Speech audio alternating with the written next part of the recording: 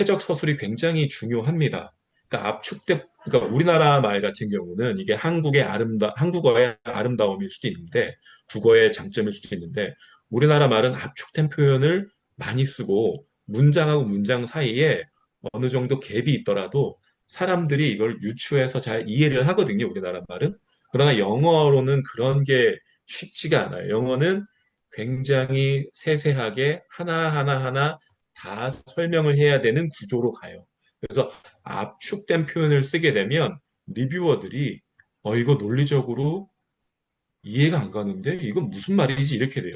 예를 들어서 제가 예전에 퍼블리시했던 논문 중에 이제 이런 논문들을 보면은 이 안에 이제 흐름들이 보면 아마 여기서 잠깐 보시면 아시겠지만 무엇은 무엇이다, 무엇은 무엇이다 하고 되게 이 부분들에 대해서 조금 더 자세한 설명들을 넣고 있거든요. 근데 좀 잘 이해를 하시려면 한국어를 가지고 한번 저희가 예시를 들어볼게요.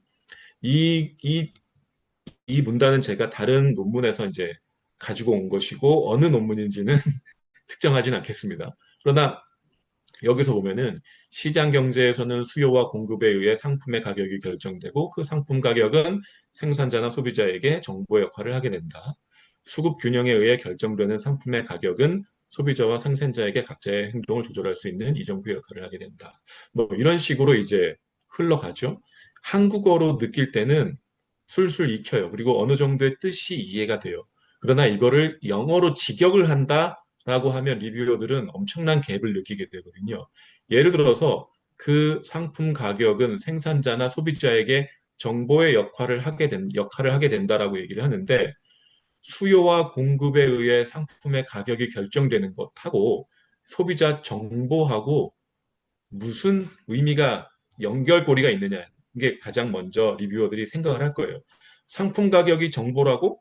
상품 가격이 소비자에게 중요한 정보라고? 이거는 일단 나와 있는 정보잖아. 다양한 정보 중에서도 한 편의 정보일 뿐이잖아. 뭐 이런 식의 이게 왜 소비자에게 중요한 정보인지에 대해 이해를 못할 가능성이 굉장히 커요. 그러니까 정보 대신 구체적인 단어를 사용해 줘야 되는 거고, 또 하나 두 번째 문장에서 수급 균형에 의해 결정되는 상품의 가격은 소비자와 생산자에게 각자의 행동을 조절할 수 있는 이정표 역할을 한다. 이를 통해 소비자의 효용 증대를 생산자는 이윤의 증대 이렇게 설명을 하거든요.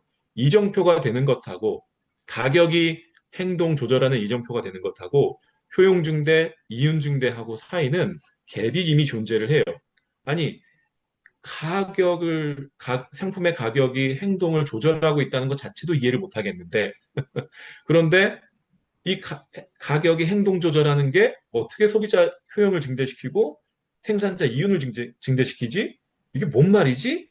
이 논문은 도대체 뭘 얘기하고 싶은 거지?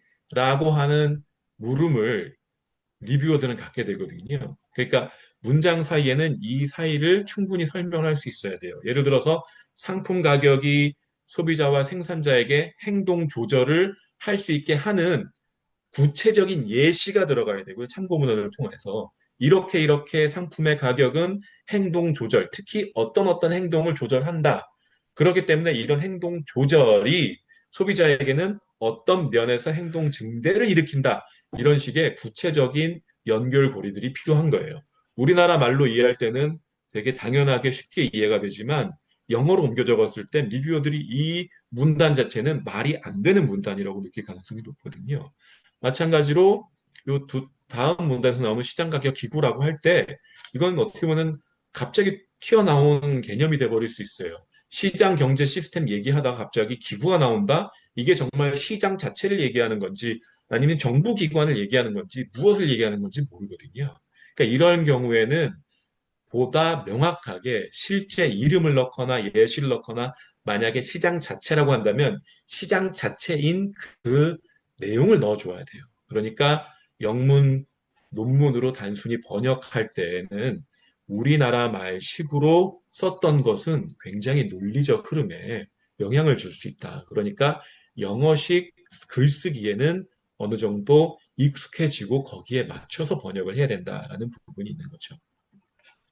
단순히 영어 그 자체의 영문으로 만드는 그 자체에 포커스를 맞출 것이 아니라 내 글이 쓰고자 하는 논리에 더 그 중심을 맞춰야 되는 것이고 그 중심을 맞추는 것은 결국 이 연구가 가지고 있는 컨트리뷰션, 그러니까 공헌하는 것, 학계나 뭐 산업계나 혹은 정부기관이나 어느 단체나 어떻게든 공헌할 수 있는 의미를 살려주는 것이 굉장히 중요합니다.